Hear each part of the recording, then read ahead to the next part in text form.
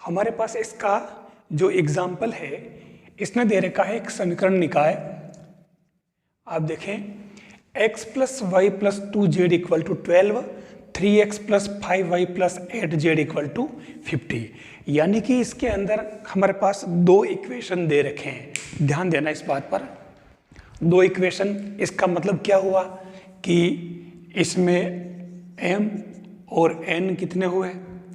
n तो हो गए आपके पास 3 चरों की संख्या और m आपके पास है समीकरण, तो दो समीकरण हो गए।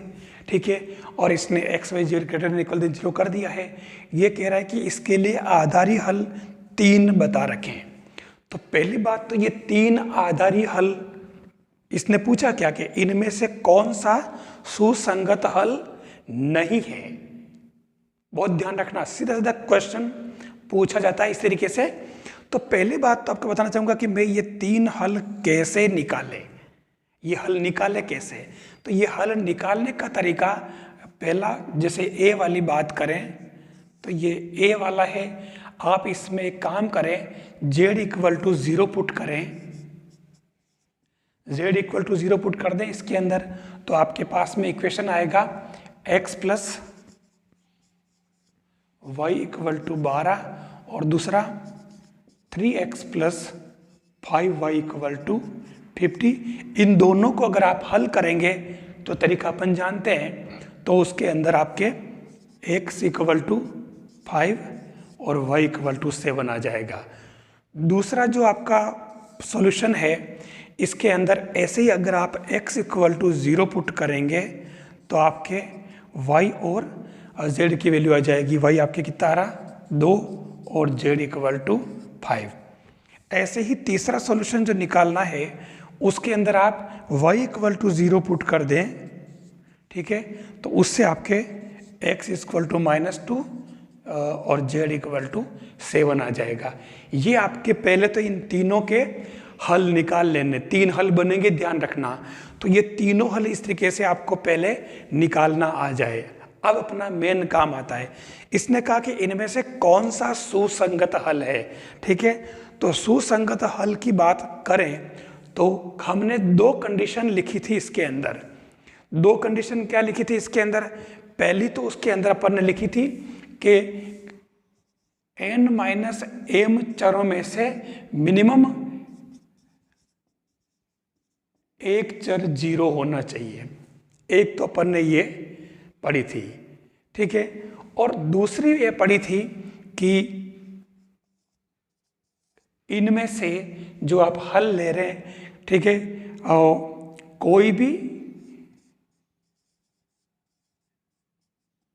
चर निगेटिव नहीं हो, कोई भी चर नेगेटिव नहीं हो।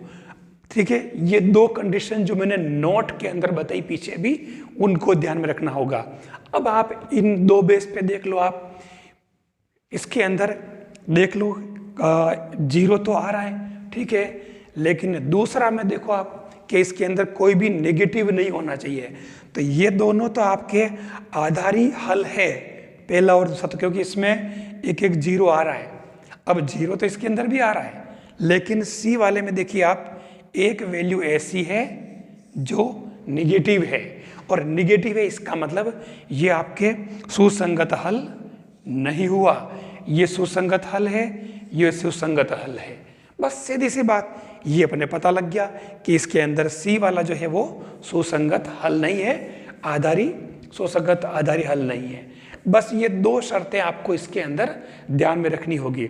अब मैं आपसे पूछना चाहूंगा कि इस तरीके से यहाँ पर कोई भी 2 इक्वेशन दे, ठीक है ना, तो आप उनसे ये 3 हल प्राप्त करके, और उस केस में अच्छा 3, कोई जरूरी नहीं कि 3 हो, हमें ध्यान रखना होगा जो हल होते हैं वो कितने होते हैं, NCM, ये नंबर है, ध्यान रखना। डायरेक्ट वो नंबर भी पूछ सकता है कि इसके कुल कितने आधारी हल होंगे, तो NCM, N आपके चरों की संख्या और M समीकरणों की संख्या। समीकरण 2 है, चर आपके पास 3 है। तो अब इसके बेस पे आप सुसंगत हल कौन सा है और कौन सा नहीं है उसका पता आप आराम से लगा सकते हो। ये आज का मेन कॉन्सेप्ट मैं लेकर के आया हूँ।